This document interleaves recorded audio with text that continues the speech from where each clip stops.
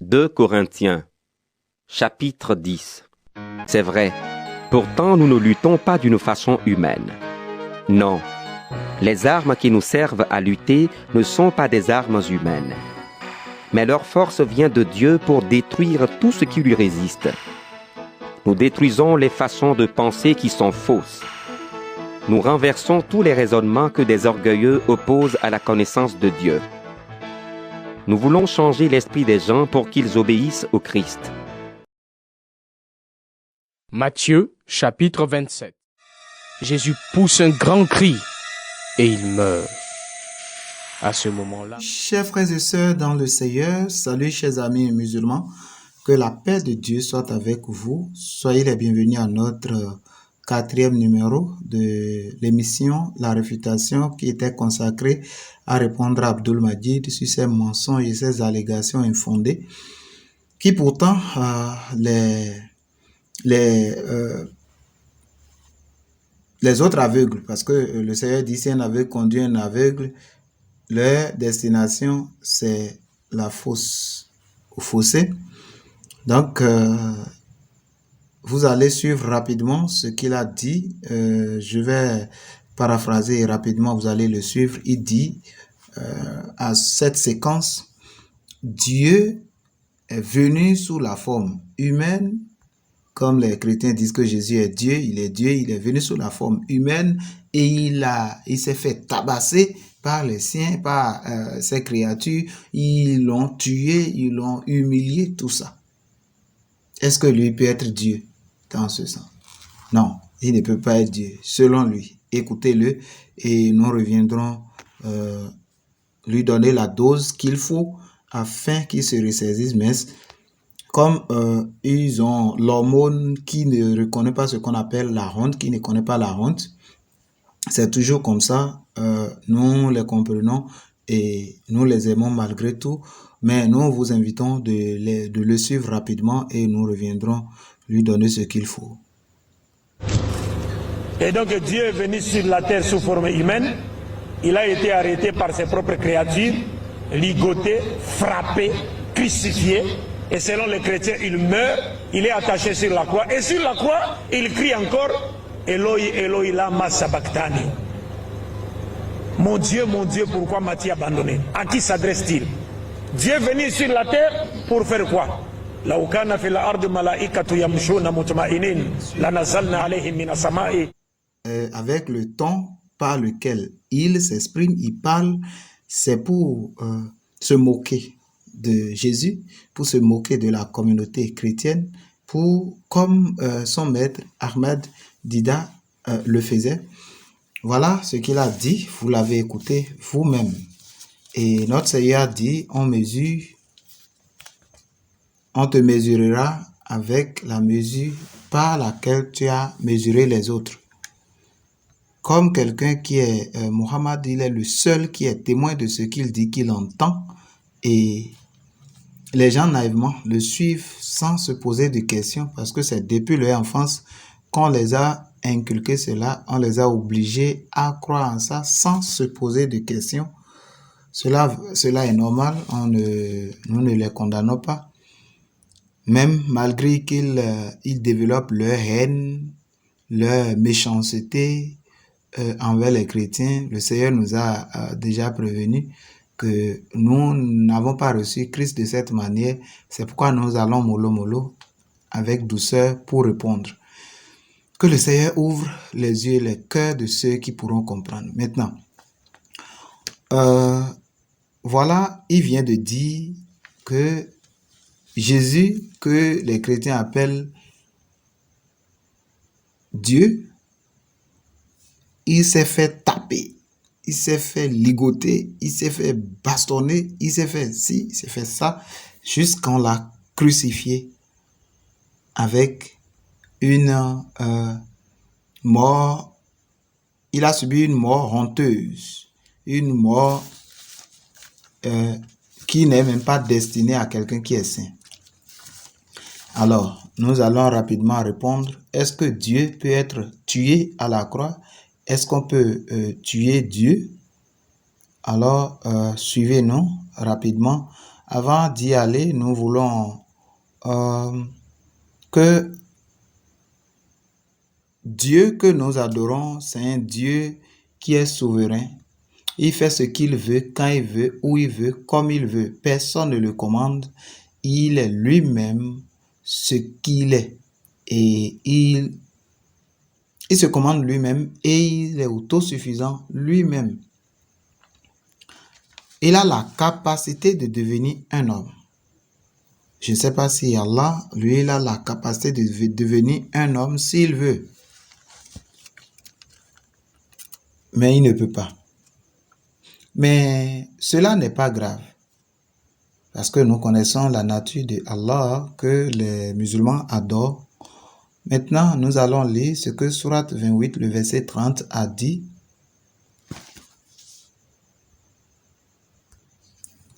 Nous lisons à partir du verset 29 de Sourate 28 qui dit ceci. Puis lorsque Moïse eut accompli la période convenue et qu'il se mit en route avec sa famille, il vit un feu du côté du mont. Il dit à sa famille, demeurez ici, j'ai vu du feu. Peut-être vous en apporterai-je une nouvelle ou un tisson de feu afin que vous vous réchauffiez. Puis, quand il y arriva, on l'appela du flanc droit de la vallée dans la place bénie, à partir de l'arbre. Ô Moïse, c'est moi Allah, le Seigneur de l'univers. Voilà, Allah, lui, il s'est déplacé du ciel, là où les musulmans conçoivent son siège. Je pense que c'est au ciel où les avions vont. Il est descendu de là au niveau de l'arbre. Et il a parlé à Moïse directement. C'est pas Djibril. C'est pas comme pour le prophète de l'islam, Muhammad. Il a parlé directement au prophète Moïse. Voilà, je voudrais demander à nos amis qui ont des mentalités des enfants, qui ont des mentalités vraiment bornées, vous m'excusez. Au moment où Dieu a quitté et Allah a quitté le ciel pour venir au niveau de l'arbre et parler à Moussa, qui dirigeait le monde? Qui dirigeait le monde? Ce n'est pas tout. Si nous prenons Sahih Muslim, qui est écrit par l'imam Muslim, nous prenons Hadith 1261 à la page 81 de Sahih Muslim. Nous lisons ceci. D'après Abu Huraira, que Dieu l'agrée, l'envoyé de Dieu, paix et bénédiction de Dieu sur lui, a dit: Dieu qu'il soit béni et exalté, descend chaque nuit au ciel le plus proche de la terre, vers le dernier tiers de la nuit, et dit: Qui m'invoque pour que je l'exauce? Qui me demande pour que je lui donne? Qui implore mon pardon pour que je lui pardonne? Ici, Allah quitte le ciel, son siège, là où il s'assoit sur son trône. Le temps ne va pas nous suffire, parce que selon l'islam, Allah a un trône où il s'assoit et les anges portent ce trône.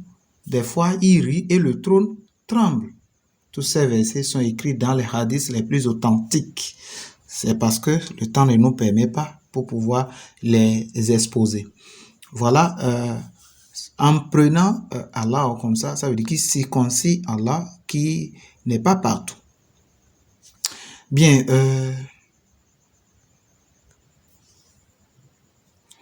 L'ignorance tue. Et c'est ça qui guide depuis Ahmed Dida. Par la grâce de Dieu, nous allons faire ces réfutations aussi jusqu'à Zaki et Abdul Majid et ses élèves qui polluent l'environnement. Mais je rends grâce à Dieu pour la vie de mon frère Thierry de la Côte d'Ivoire, le russophone, que le Seigneur te bénisse, qui met les choses à l'ordre. Bien, je voudrais encore rapidement vous exposer le mensonge. Voilà, ici nous avons lu 2 versets. Et on ne va pas s'arrêter aux 2 versets. Nous allons inviter aussi l'imam Malik de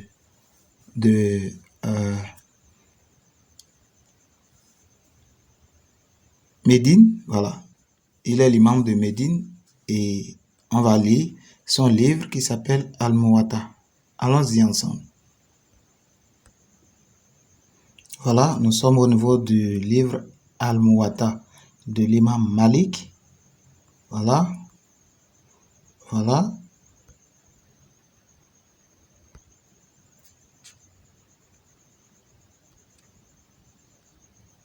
Au niveau de l'introduction de l'ouvrage, voici, on dit le plus célèbre ouvrage composé par l'imam de Médine, c'est Al-Muwatta. Il s'agit d'un ouvrage compilant des éléments de la Sunna purifiée ainsi que certaines opinions juridiques émises par les nobles compagnons, les successeurs et autres savants parmi les pieux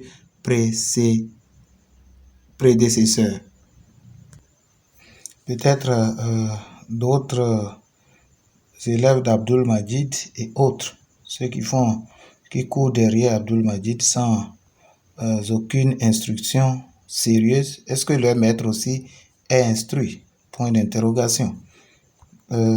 Voici ce que le calife Abu Jafar a dit par rapport à l'imam Malik.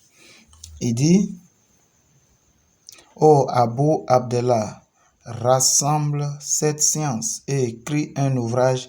Évite dans cet ouvrage les particularités, les extrêmes, Shawad, d'Ibn Masoud, les choses difficiles, Shadaïd, d'Ibn Omar et les dérogations d'Ibn Abbas, et cherche plutôt le juste milieu en toutes choses et ce qui fait unanimité chez les compagnons et imams, et fait de cette science une science unifiée. Voilà, l'affaire de l'islam, c'est arrangement. Vous voyez comment ils sont en train d'arranger les choses? C'est triste. Pourquoi ne pas écrire tel que les choses sont? C'est pourquoi ceux qu'ils ont cités, si nous prenons par exemple Ibn Masoud, si nous prenons Ibn Omar, Ibn Abbas, c'est des exégètes, c'est des érudits. Si vous prenez leur livre, on dit non, c'est pas authentique, c'est pas ci, c'est pas ça.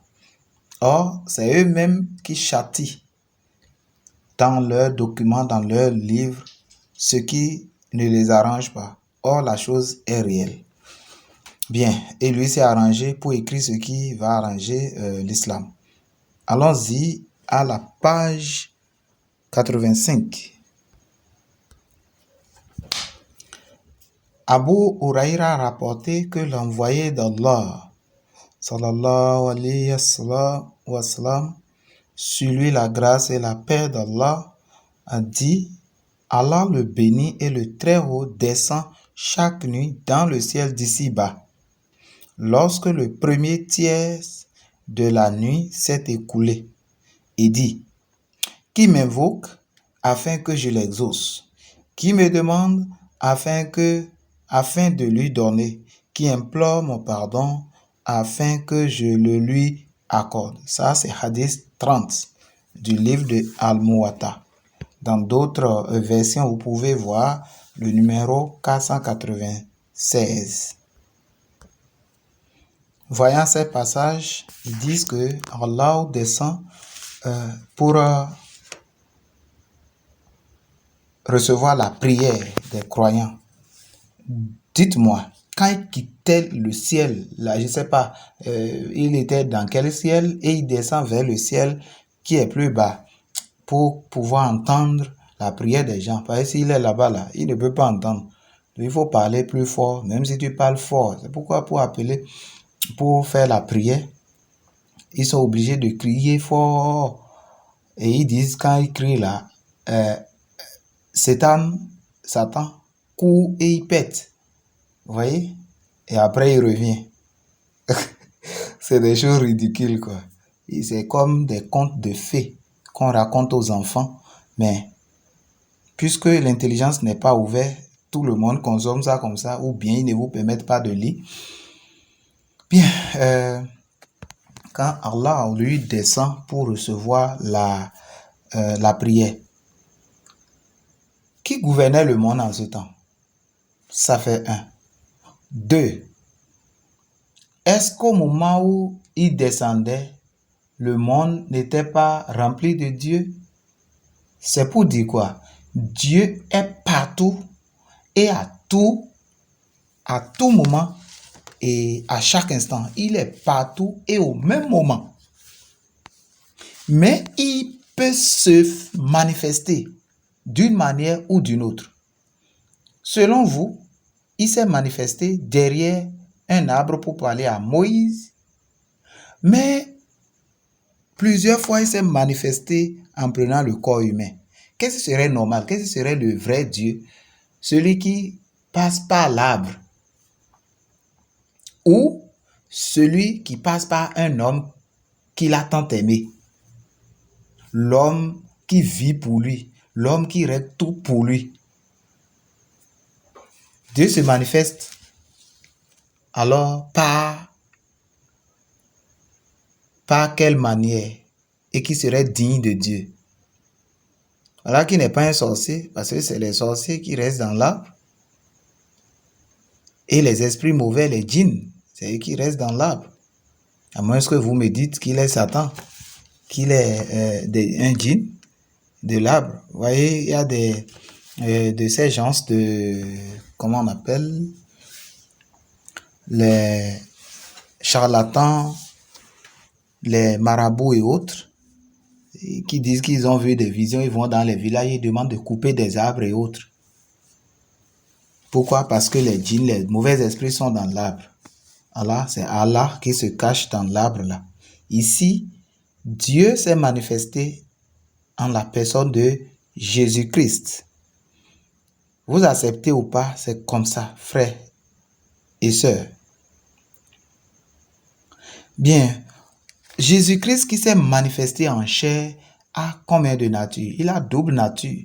Il y a la nature divine et la nature humaine.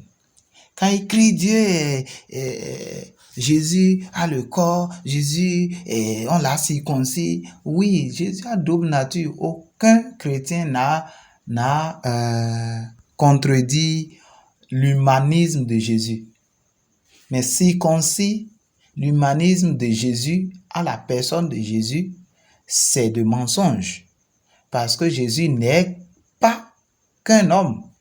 Aucun verset de la Bible ne dit que Jésus n'est qu'un homme ou bien n'est qu'un prophète simple. Ça n'existe pas dans la Bible. Bien, Jésus a double nature, au fait. La nature divine, c'est pourquoi, même tout à l'heure, si vous avez une situation, laissez affaire de débat. Laissez affaire de ce que les autres font pour vous troubler, pour vous rassurer que vous êtes dans le droit chemin. Or, c'est vous qui savez ce que vous êtes en train de traverser dans votre chair.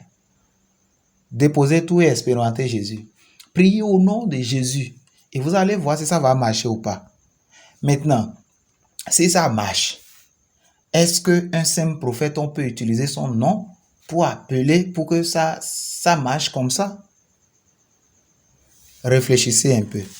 Maintenant, Jésus s'est manifesté dans le corps humain, oui, pour que par son propre sang, il puisse racheter l'humanité comme Isaac a été racheté dans le Coran. Je crois sourate 37, n'est-ce pas? À partir de 100. Abraham devait tuer son enfant. Mais Dieu a amené le bélier pour remplacer cet enfant par ce bélier. Donc, ce bélier représente notre Seigneur Jésus-Christ et le fils d'Abraham représente nous.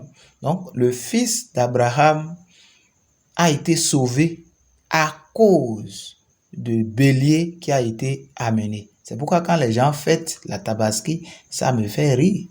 Parce que la Tabaski ne traduit pas ce que Abraham a fait. Les gens faisaient des sacrifices avant Abraham.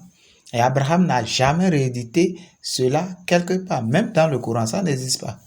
Où on dit, chaque année, Abraham amène son enfant et il fait semblant de l'égorger et Dieu amène encore. Et Abraham n'a pas acheté son bélier au marché. Le plan du salut de Dieu, c'est d'offrir son Fils unique à la croix pour nous.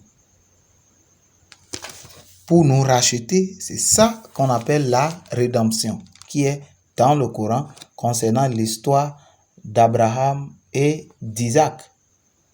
Parce que même le prophète de l'islam ne sait pas pourquoi cela a été révélé. Bien, voici ce que le Coran dit encore dans Sourate 5, le verset 32.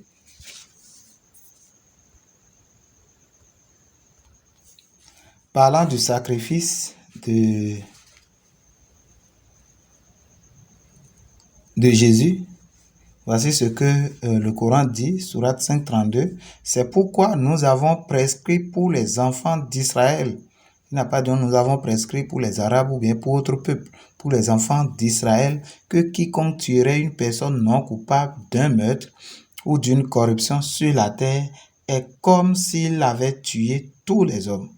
Alors la mort de Jésus, par sa mort, toute l'humanité a été tuée. C'est ça que 2 Corinthiens chapitre 5, le verset 14 nous dit.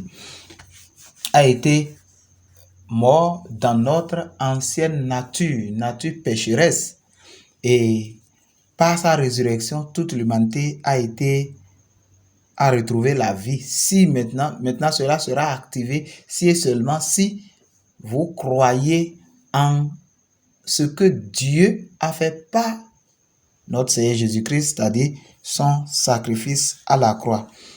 Et quiconque lui fait don de la vie, c'est comme s'il faisait don de la vie à tous les hommes. En effet, nos messagers sont venus à eux avec les preuves,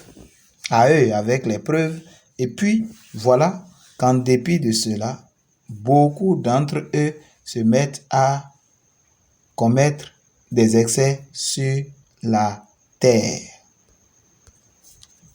Pour Allah, comme ils savent le faire, copier-coller, c'est plein. C'est pourquoi à la fin, ils disent que le Coran est venu confirmer la Bible, sans savoir que nous lisons déjà la Bible avant l'arrivée de l'islam. Donc, c'est copier-coller de Jean, de 2 Corinthiens, chapitre 5, le verset 14 à 15, qu'ils ont amené là pour prendre la corde et s'attacher. Mais comme Abdul Majid, lui, il n'a pas le temps de lire, de faire des recherches, des études. Il n'est là que pour chercher des versets en tapant au niveau de recherche, bûcher et aller combattre les chrétiens. Les musulmans qui sont intelligents pourront comprendre que c'est pour cacher la faiblesse, c'est pour cacher la nudité de l'islam, que l'islam ne parle pas de Muhammad, ne parle pas de l'islam, ne parle pas de ce qu'est l'islam aux gens, mais ils prennent tout le temps pour combattre les chrétiens et la foi chrétienne. Bien, est-ce que réellement Issa est mort ou pas? Issa qu'ils assimilent à Jésus. Parce que si nous prenons ça dans la Bible, là, Abdul Majid aura de vertige. Nous irons dans son propre Coran. Parce que lui, il ne sait pas. Il ne sait pas s'il lit ou pas. Rapidement, je vous invite à lire 2 Corinthiens, Coran, excusez-moi, Coran ou bien Sourate, chapitre 5, le verset... Qu'est-ce que je dis? L'émotion me prend. Je rends grâce au Seigneur. Donc, je disais de prendre Sourate, chapitre 3, le verset 55. Vous verrez là clairement. Maintenant, qu'est-ce qui pousse nos amis à dire que Issa n'est pas mort ou bien Jésus n'est pas mort? Sourate 4, le verset 157 à 159. Nous lisons ensemble. L'ignorance tue. Voilà le verset 157 qui dit: et à cause de leurs paroles, nous avons vraiment tué le Christ, Issa, Jésus, fils de Marie, Mariam, le messager d'Allah. Or, ils ne l'ont ni tué, ni crucifié, mais ce n'était qu'un faux semblant. Et ceux qui ont discuté sur son sujet sont vraiment dans l'incertitude. Ils n'en ont aucune connaissance certaine. Ils ne font que suivre des conjectures et ils ne l'ont certainement pas tué. Mais Allah l'a élevé vers lui et Allah est puissant et sage. Le verset 159. Il n'y aura personne parmi les gens du livre qui n'aura pas foi en lui avant sa mort. Et au jour de la résurrection, il sera témoin contre eux. Voilà, ce verset ne dit nulle part que Jésus n'est pas mort. Même si on prenait Jésus comme ça, il n'est pas mort. Ce verset ne dit pas ça. D'abord, le verset dit: ils ne l'ont ni tué, ni crucifié. Il n'a pas dit il n'est pas mort. Maintenant, nous allons voir que Issa du Coran a été crucifié réellement. Voilà, même si on réveillait le prophète de l'islam tout à l'heure pour nous expliquer ce que le mot que j'ai mis en exergue là, Shubiha Laoum, il ne pourra pas. Aucun arabe, aucun musulman ne peut expliquer de façon nette ce que ce mot signifie. Shubiha Laoum. Ça veut dire quoi? Ce n'est qu'un faux semblant. C'est un terme qui n'est pas clair et c'est ça qui gêne nos amis. Ils prennent le côté qui les arrange. Shubiha Laoum ne veut... son sens n'est pas clair selon les exégètes. Alors, nous allons rapidement essuyer ce qui les gêne encore. Nous descendons encore vers le verset qui dit: mais Allah l'a élevé vers lui et Allah est puissant et sage. Voilà, avant d'être élevé, regardez ce que Sourate 3, le verset 55 dit. En français, ils disent: rappelle quand Allah dit: oh Issa, Jésus, 7, je vais mettre fin à ta vie terrestre. Pour quelqu'un qui est intelligent, qui réfléchit bien et le cerveau est normal, et mettre fin à la vie de quelqu'un, ça veut dire quoi? Te lever vers moi, te débarrasser de ceux qui n'ont pas cru et mettre jusqu'au jour de la résurrection ceux qui te suivent au-dessus de ceux qui ne croient pas. Puis c'est vers moi que sera votre retour et je jugerai entre vous ce sur quoi vous vous opposiez. Alors, regardez le verbe qui a été utilisé. Mutawafika. Mutawafika, ça veut dire quoi en arabe? Allons-y rapidement, nous allons voir ça ici. Je crois bien, c'est le mot ici. Traduction, qu'est-ce que ça veut dire? Voilà, morte. Donc, il s'agit de mort. Alors, mutawafika, c'est causer ta mort. Causer ta mort. Nos amis ne comprennent pas cela.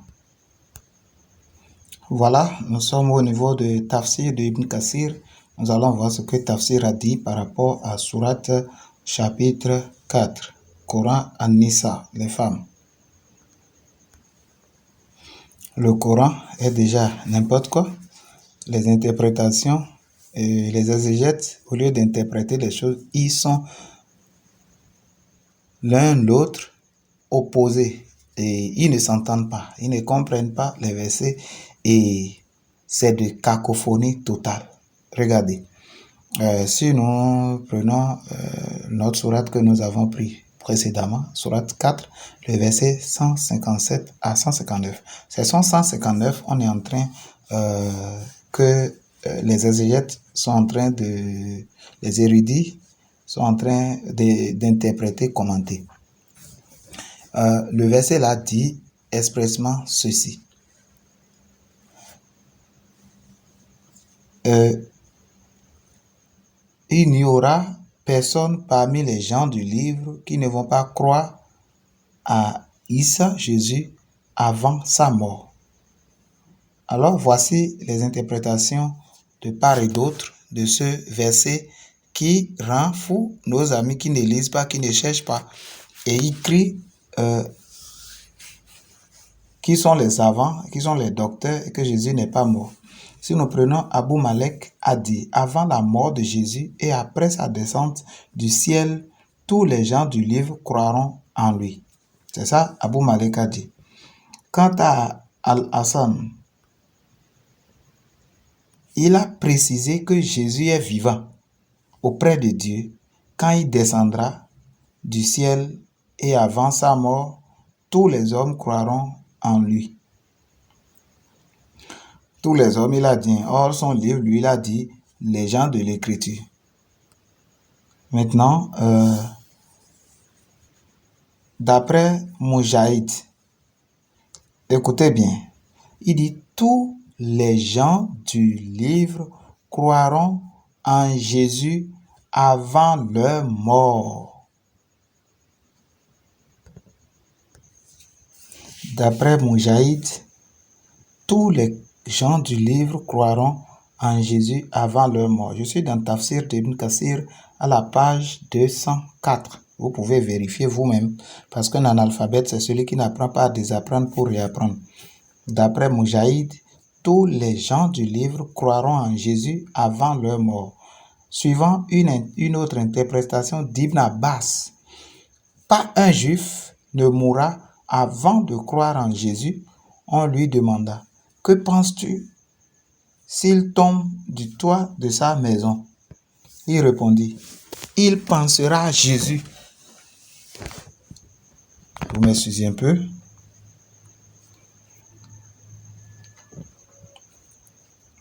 Il répondit, il pensera à Jésus en tombant. Et si l'on tranche la tête de l'un des Juifs, demanda-t-on encore. Il répliqua, sa langue prononcera son nom. Il en est également parmi les oulémas ceux qui ont dit que pas un juif ou chrétien ne mourra avant de croire en Muhammad. Qu'Allah le bénisse et le salue. Voilà, il se trompe. Ça, il se trompe. Grandement même. Voilà. Alors, vous venez de voir de vous-même que par leur propre livre, Jésus, qu'ils assimilent à Issa et qu'ils assimilent à Jésus, est bel et bien mort. Donc, ce qui les rend ambigus, ce qui les trouble, ou bien ce que les Abdul Majid et ses élèves et d'autres prennent pour mentir, voilà son explication. Jésus est mort. Est-ce que parce que Jésus est mort, il n'est pas Dieu? Nous allons voir ça rapidement. Voici ce que Sourate 5, le verset 117 dit. Je ne leur ai dit que ce que tu m'avais commandé, à savoir adorer Allah, mon Seigneur et votre Seigneur. Et je fus témoin contre eux aussi longtemps que je fus parmi eux. Puis, quand tu m'as rappelé, Dieu a donné et c'est Dieu qui l'a rappelé. On le dit dans nos jargons aussi. On dit, puis, quand tu m'as rappelé, c'est toi qui fus leur observateur attentif et tu es témoin de toutes choses. Alors, ici, est-ce que rappeler veut dire l'attirer vers lui sans la mort? Non. Allons-y rapidement. Le mot qui est utilisé, qui est traduit comme ça, c'est ça. Tawa faitani. Tawa faitani. Et qu'est-ce que cela veut dire? Qu'est-ce que cela veut dire? Nous allons rapidement expliquer ça. C'est ça ici. En anglais, excusez-moi, en arabe, c'est le mot ça. Qu'est-ce que cela signifie? Regardez avec moi. Il dit quoi? Tu es mort. Tu es mort en arabe. Et de façon simple, ça c'est le sens qu'ils devraient mettre dans le verset, mais ils ne l'ont pas mis. Tawa faitani, c'est pas tu m'as rappelé, c'est tout. Ici, Allah était en train de parler de la mort de Isa, Jésus, selon leur assimilation. Maintenant, allons-y, nous allons rapidement voir ce que les exégètes ont dit. Voici, Imam Al-Razi a dit, lui, il s'est exprimé en disant, Ibn Abbas, Ibn Ishaq ont dit. Donc, ça fait deux témoins qui ont parlé. La signification de « tu m'as rappelé » est « je t'ai laissé mourir ». J'ai dit Abdul Majid, il ne fait aucune recherche, il n'a aucun niveau. Mais les moutons courent derrière lui, c'est triste. Vous lisez ça dans Exégèse de Tafsir de Al-Razi, partie 2, page 457. Wahhab a dit, le Christ est mort pendant 3 heures. Ça, c'est toujours dans Tafsir de Al-Razi, partie 2, page 457 toujours. Ibn Ishaq lui-même a dit, il est mort pendant 7 heures. Ça, c'est toujours dans Tafsir de Al-Razi, partie 2, page 457. Regardez ce qui est encore poignant dedans. L'imam Al-Baydawi a dit, il a été dit que sa nature humaine a été crucifiée, que sa divinité a été élevée. Ça, c'est dans l'exégèse de Al-Baydawi, partie 2, page 128. Donc, pour Al-Baydawi, lui, il dit que Jésus est Dieu et cette divinité est invisible et c'est à l'intérieur de lui et que le corps maintenant a été mis à mort. Donc, lui reconnaît que quand Jésus est mort,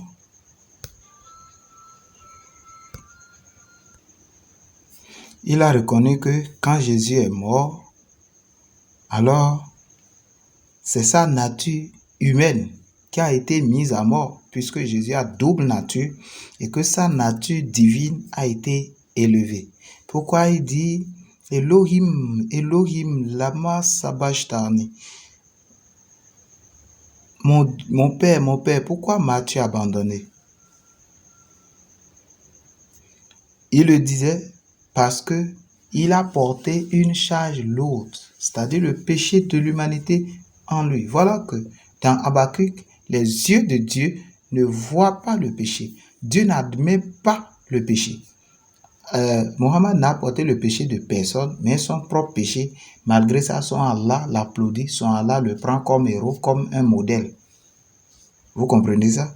Or, Jésus n'a jamais péché, mais il a pris le péché, ton péché, toi qui me suis, mon péché, les péchés de tout le monde entier, et il a mis sur lui, il est allé à la croix. Et quand il mourait, parce que l'esprit ne meurt pas, même si quelqu'un meurt. Est-ce que vous avez entendu qu'un esprit est mort une fois? Quand on dit l'homme est mort, ce n'est pas l'esprit qui meurt. L'esprit ne meurt pas. Mais il y a séparation entre le corps de la personne et l'esprit. C'est cette séparation-là on appelle la mort, même pour les hommes ordinaires. Puisque Jésus, lui, sa divinité est incontestable pour ceux qui ont de l'intelligence, selon 1 Jean chapitre 5, le verset 20. Mais ceux qui n'ont pas d'intelligence, ils sont obligés de discuter à propos de la divinité de Jésus. Bien, il y a une séparation entre son corps et sa divinité lors de sa mort. Il est vraiment mort. Mais puisque l'esprit ne meurt pas, sa divinité a été intouchable.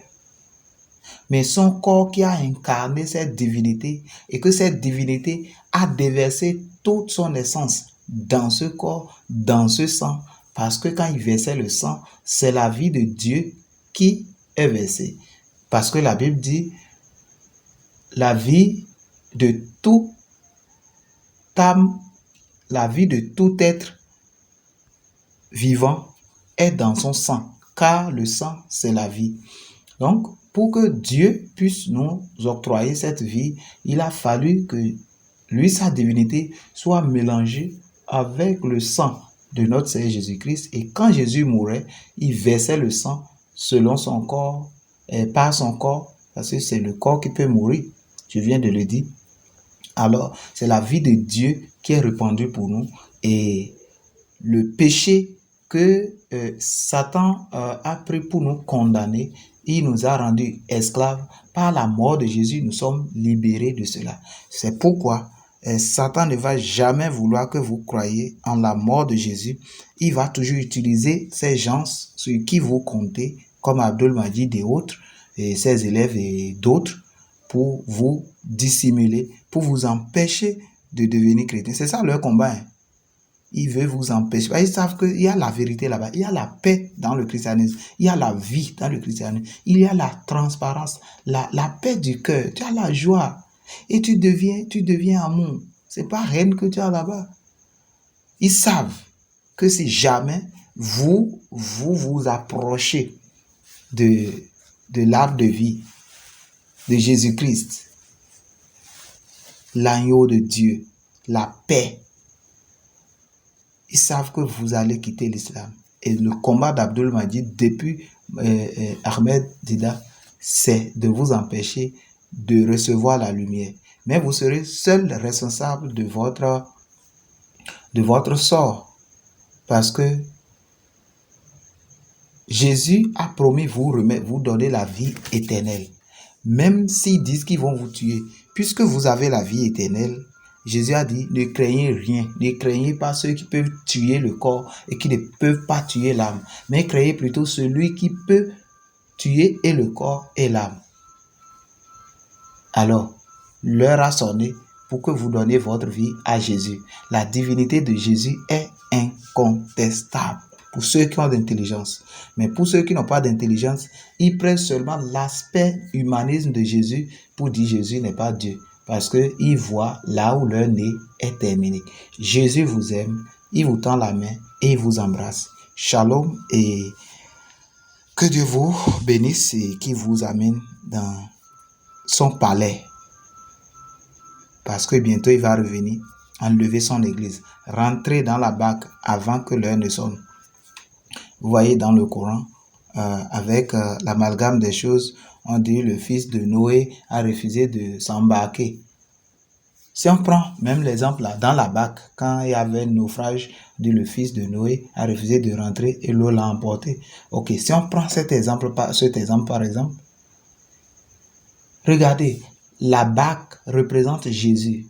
Et ceux qui sont dedans, c'est les chrétiens. Et toi, tu es hors de la bague.